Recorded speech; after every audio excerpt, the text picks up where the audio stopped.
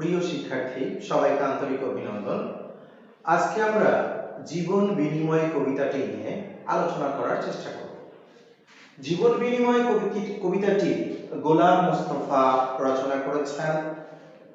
গোলাম মোস্তফা এই কবির সাহিত্য যদি আমরা পড়তে চাই, তাহলে আমরা তার সাহিত্যগুলোর মধ্যে ইসলামী ইতিহাস, ঐতিহ্য, সংস্কৃতি এ বিষয়গুলো খুব বেশি পরিমাণে লক্ষ্য করি। এজন্য বলা হয় যে তার কাব্য প্রেরণার উৎস, কবির কাব্য প্রেরণার উৎস হচ্ছে ইসলামী ঐতিহ্য।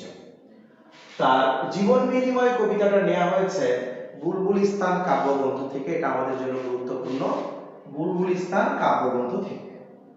তো আমরা জানি জীবন বিনিময় মানে কি, নিজের জীবনকে বিনিময় করে অন্য কোনো কিছুকে নিয়ে আসা।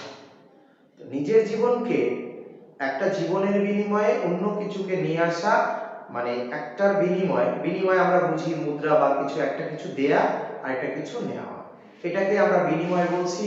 তো আমরা দেখছি যে সম্রাট বাবর এই কবিতায় তিনি তার জীবনকে বিনিময় করেছেন সন্তানের জীবন রক্ষার জন্য।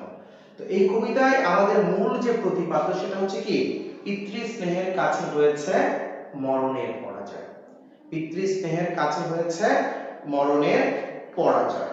আমরা সেই বিষয়টা নিয়ে একটু কথা বলবো। আমরা সেই বিষয়টা নিয়ে একটু কথা বলবো যে কিভাবে এই কবিতায় পিতৃস্নেহের কাছে মরণের পরাজয় হয়েছে। আমরা যদি দেখি যে সম্রাট বাবর, মূল কাহিনীটা বলছি যে এই কবিতার মধ্য দিয়ে আসলে মূলত সম্রাট বাবরের সন্তানের প্রতি যে সীমাহীন ত্যাগ, এই ত্যাগের মধ্য দিয়ে কিভাবে তিনি আমাদের কাছে স্মরণীয় হয়ে আছেন সেই বিষয়টি এই কবিতায় বলছে। তো জীবন বিনিময় কবিতায় আমরা লক্ষ্য করি যে সম্রাট বাবর চরিত্রের মধ্যে যে দিকগুলো প্রকাশিত হয়েছে, পিতার অদম্য ভালোবাসা, আত্মত্যাগ এবং দৃঢ় সংকল্পের প্রতীক হিসেবে সম্রাট বাবর এই কবিতায় চিত্রিত হয়েছে। তার মধ্যে কি রয়েছে? পিতার অদম্য ভালোবাসা,